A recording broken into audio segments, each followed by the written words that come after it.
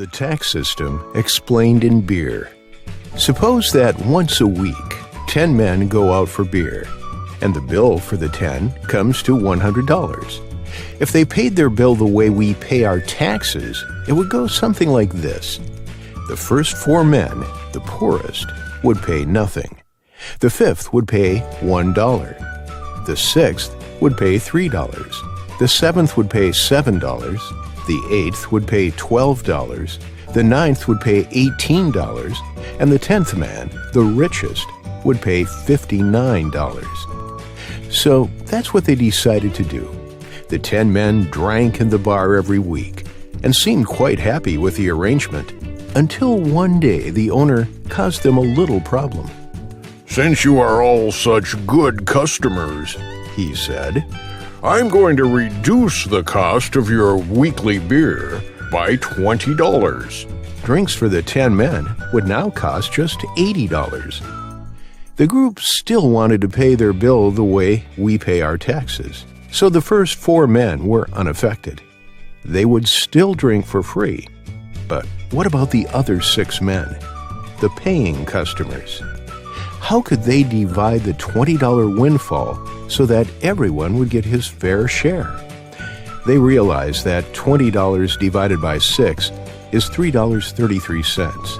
But if they subtracted that from everybody's share, then not only would the first 4 men still be drinking for free, but the 5th and 6th man would each end up being paid to drink his beer.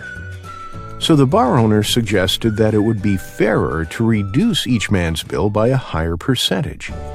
They decided to follow the principle of the tax system that they had been using, and he proceeded to work out the amounts he suggested that each should now pay. And so, the 5th man, like the first 4, now paid nothing, a 100% saving. The 6th man now paid $2 instead of $3, a 33% saving. The 7th man now paid $5 instead of $7, a 28% saving. The 8th man now paid $9 instead of $12, a 25% saving. The 9th man now paid $14 instead of $18, a 22% saving. And the 10th man now paid $49 instead of $59, a 16% saving. Each of the last 6 was better off than before, with the first 4 continuing to drink for free. But once outside the bar, the men began to compare their savings. "I only got $1 out of the $20 saving," declared the 6th man. He pointed to the 10th man. "But he got $10. "Yes, that's right," exclaimed the 5th man. "I only saved $1 too. It's unfair that he got 10 times more benefit than me." "That's true," shouted the 7th man. "Why should he get $10 back when I only got 2? The wealthy get all the breaks." "Wait a minute," yelled the first 4 men in unison.